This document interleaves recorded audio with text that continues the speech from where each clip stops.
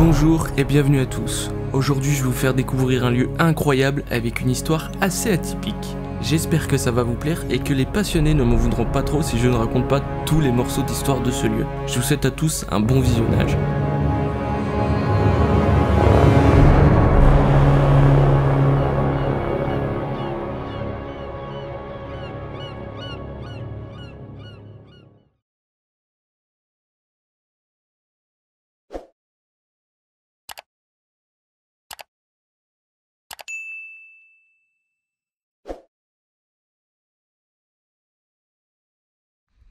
Bonjour à tous les amis, aujourd'hui on se retrouve pour une nouvelle vidéo un peu spéciale parce que je vais tout simplement vous raconter des morceaux d'histoire d'un lieu assez particulier, là où il y a plein de bateaux de la marine complètement abandonnés.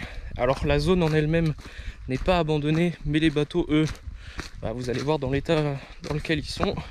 Actuellement je suis avec Maya qui est juste là et on est dans la forêt en train de descendre pour tout simplement essayer de s'en rapprocher le plus possible. Et donc une fois arrivé au plus proche de ceci, je vais essayer de vous raconter quelques petits bouts d'histoire, hein. Mais j'ai peur de dire de la merde quand même. On entrevoit à travers les arbres l'océan. Alors, droite ou gauche? On va aller à droite. C'était par là, si c'était par là qu'on était passé. Oui.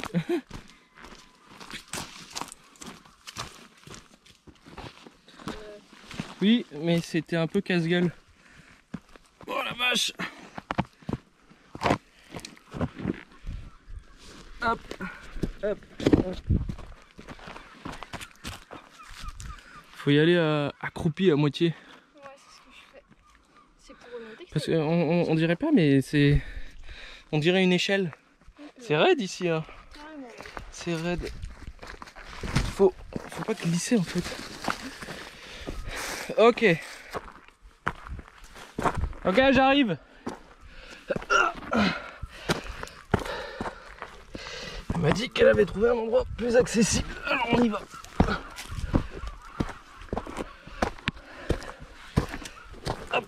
Parce que là il n'y a pas de plage pour qu'on puisse s'installer. Ouais. Ok. Ouais, ok, parfait. Voilà. Les bateaux, il y en a derrière là, il y en a encore d'autres là-bas. Et en fait, on vient de voir par là où on est arrivé qu'il y avait un chemin à côté un peu plus accessible, et là on a galéré nos traces et c'est quand même du sport, surtout que moi j'ai mon big sac avec tout dedans, il fait je sais pas combien de kilos, il en fait 10.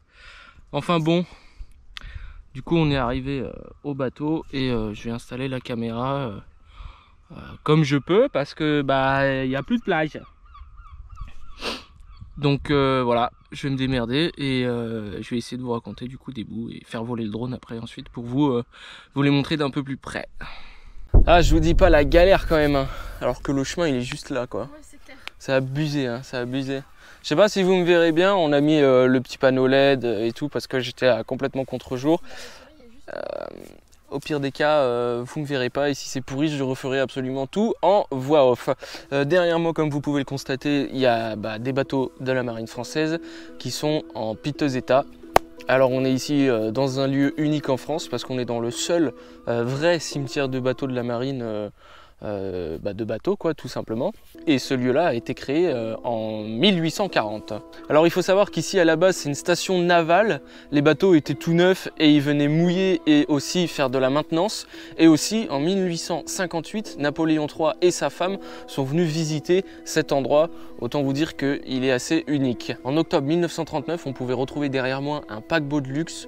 Le capitaine, le temps que son bateau était en maintenance, invitait des gens de la région pour en faire des fêtes, j'imagine pour les impressionner tout simplement. Alors le bateau repart en février 1940 et revient en juillet de la même année avec un bateau un peu plus vieux, avec des mâts et des voiles. une fois que celui-ci est ici, ils lui enlèveront les voiles et les mâts pour en faire un atelier secret où ils feront la maintenance des batteries des artilleries côtières.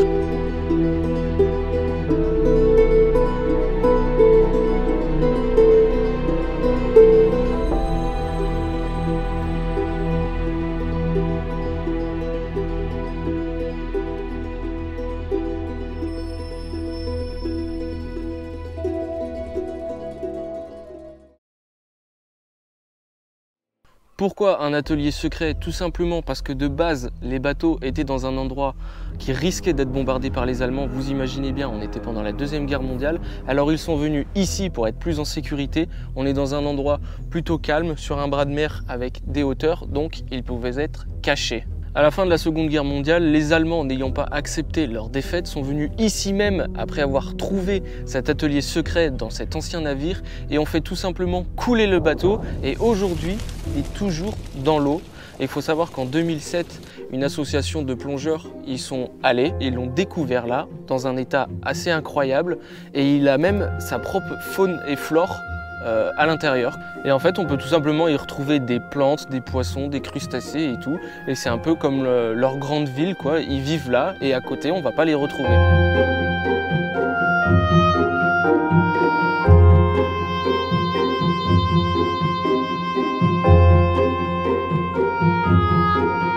Quelques années après la Seconde Guerre mondiale, cet endroit est passé de station navale à cimetière de bateaux. Et en fait, les bateaux, avant d'être envoyés ici, à l'intérieur, sont démantelés. Il n'y a plus les lits, la boiserie, tout ça, tout est récupéré. Et en fait, après avoir passé 30-40 ans sur la mer pour l'armée, ils sont envoyés ici en attendant quelques années avant d'aller dans des chantiers navals pour ensuite être complètement désossés, pour recycler ce qui est recyclable et aussi récupérer des objets qui peuvent aller sur des futurs bateaux. Et rassurez-vous, tout ça se passe une fois que les bateaux sont en fin de vie, donc après avoir passé 30 ou 40 ans sur la mer.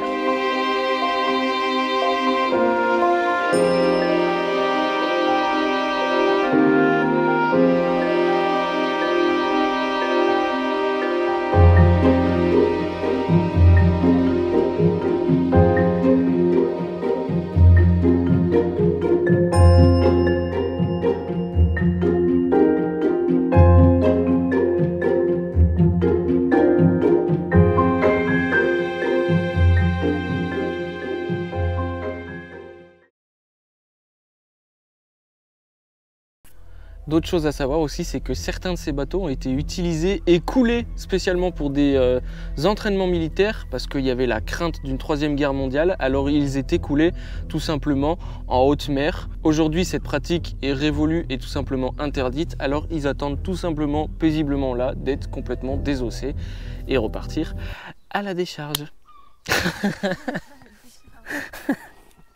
Non. Pas à la décharge mais partie démantelée comme je vous l'ai dit juste avant. Hop, c'est magnifique hein. Alors comme je vous disais au tout début, c'est que le lieu n'est pas complètement abandonné.